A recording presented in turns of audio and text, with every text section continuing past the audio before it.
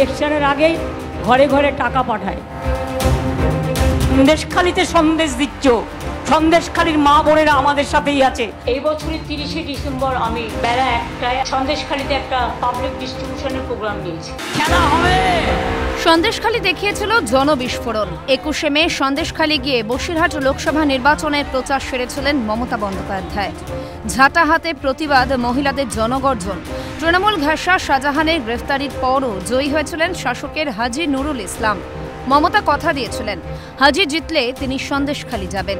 হাজী জিতেছেন। অবশেষে বোধোদয় সন্দেশখালী যাচ্ছেন মমতা। তার আগে নিরাপত্তা ঝালিয়ে নিলেন এডিজি দক্ষিণবঙ্গ সুপ্রতিম সরকার ও বসিরহাট জেলা পুলিশ সুপার হোসেন মেহেদি রহমান। মুখ্যমন্ত্রী আসছেন যখন উনি বলবেন সবটাই।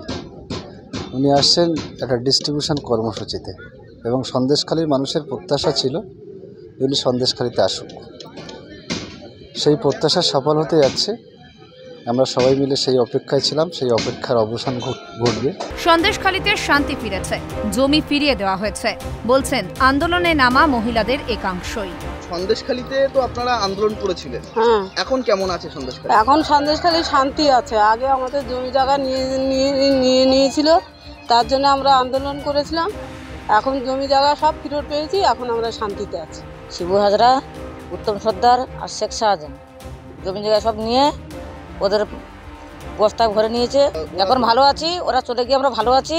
দিদি আসে আমাদের ঘর বাড়িগুলো দেখে যাক, জমি জায়গা কি করেছে না করেছে দেখে যাক। আন্দোলনের ফলে মুখ্যমন্ত্রীকে বারংবার সন্দেশখালীতে আসতে বলেছিলেন সেই সমস্ত সন্দেশখালীর প্রতিবাদী মহিলারা। আজ যখন সেই প্রতিবাদী মহিলাদের সঙ্গে কথা বললাম, তারা বললেন শেখ শাহজাহান, শিবু হাজরা, উত্তম সর্দারের দাপট না থাকায় যথেষ্ট শান্তিতে তারা রয়েছেন। এত কিছু হতো না যদি প্রথম আসতো, তাহলে আজকে আমাদের এই পরিস্থিতিটা হতো না, এত আন্দোলন আমাদেরকে করতে হতো। দিদি আমরা তো তখন চাইছিলাম, কেননা ওই সময় ওই মুহূর্তের মধ্যে আমাদের দিদিকে খুব প্রয়োজন ছিল, কিন্তু উনি একটা চাপে ছিলেন হয়তো, ওই জন্য আসতে পারেনি। যাই হোক, কিন্তু এখন আসছে, আমাদের তো ভীষণই আনন্দ হচ্ছে। বছরের শুরুতে সন্দেশখালীতে উঠেছিল শাহজাহান এবং সাগরেদদের দাপাদাপির অভিযোগ। মে মাসে ঘটনায় দুঃখ প্রকাশ করেছিলেন মমতা। সন্দেশখালীর মা বোনেদের জন্য আমি নিজে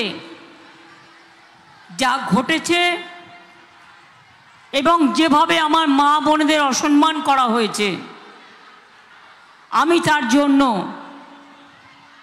আমার হৃদয়স্থল থেকে আমি মর্মাহত, আমি দুঃখিত। মা বোনেদের নিয়ে অসম্মানের খেলা আর কেউ যেন না খেলে। সন্দেশখালীতে মমতার পা পড়ার আগে প্রশ্ন রেখেছে বিজেপি।